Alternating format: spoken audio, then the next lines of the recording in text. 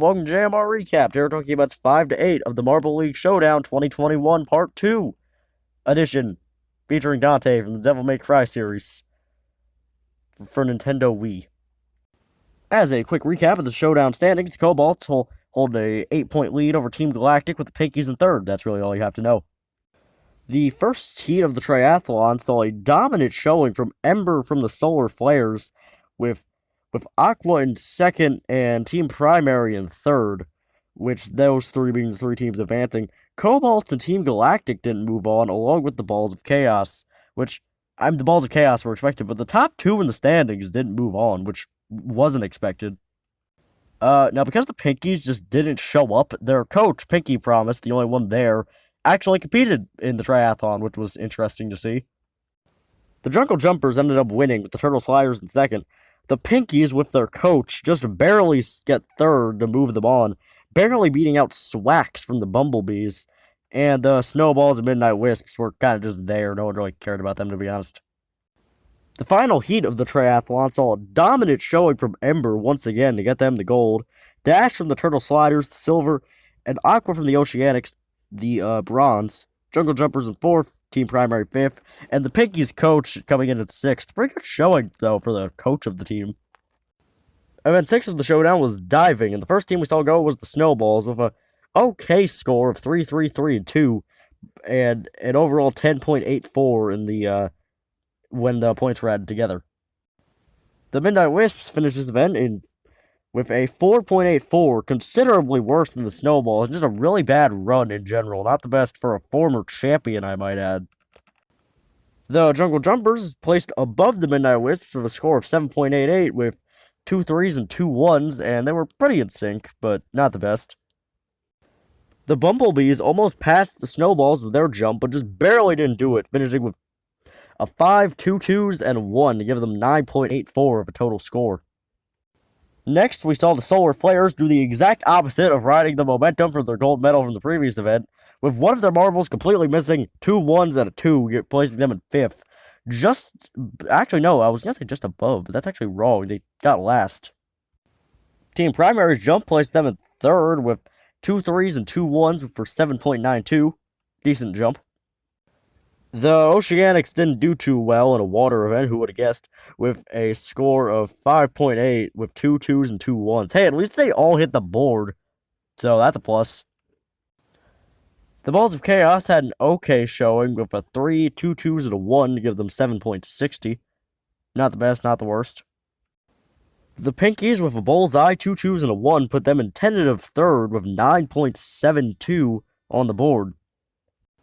The Turtle Sliders ended up in sixth with a 3, 2 2s, and a 1, giving them 7.84.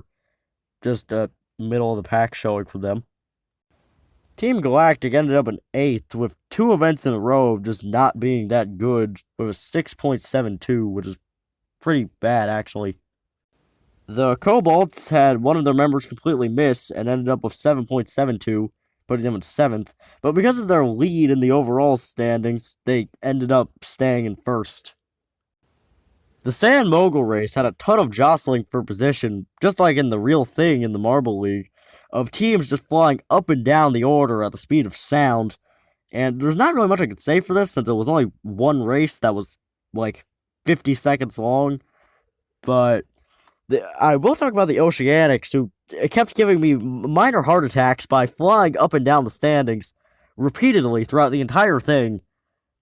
But yeah, we're not gonna talk about that too much.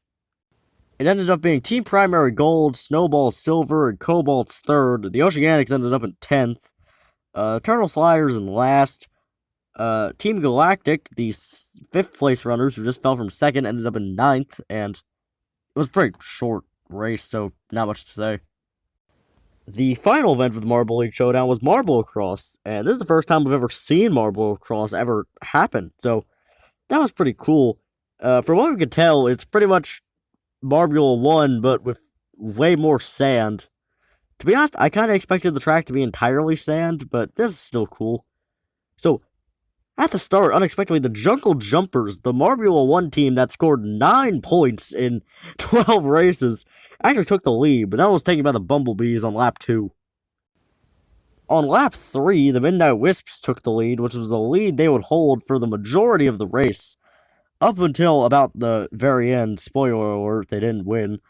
But yeah, the Bumblebees were also pretty consistent challengers throughout this whole event, and the Cobalts, who were almost guaranteed to win at this point, were still running in 4th, and the Pinkies in 3rd at lap 5 now. At around the halfway point of lap 7, we started to see something happen where the Cobalts were actually falling down the order a bit. Granted, it didn't really matter because they needed 6th or higher to win the championship, but we also saw the Midnight Wisps lead come down a lot after their, it was at 3 seconds at one point.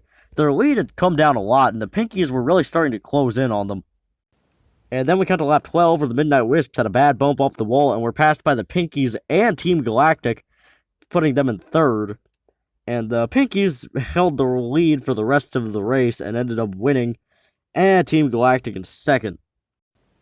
The Midnight Wisps ended up in 3rd, with the Bumblebees and Turtle Sliders in 4th. The Cobalts got 6th, which was the minimum requirement for them to win the Marble League automatically. Oceanics 11th, Balls of Chaos 12th. Come on, Oceanics. Thank God there wasn't relegation this year. I probably would have had an actual heart attack. When the dust had settled, it was revealed that the Cobalts had won the Showdown 2 years in a row. The Pinkies in 2nd, 2 points behind them, and Team Primary got 3rd. Thanks for watching JMR Recap, and subscribe for more.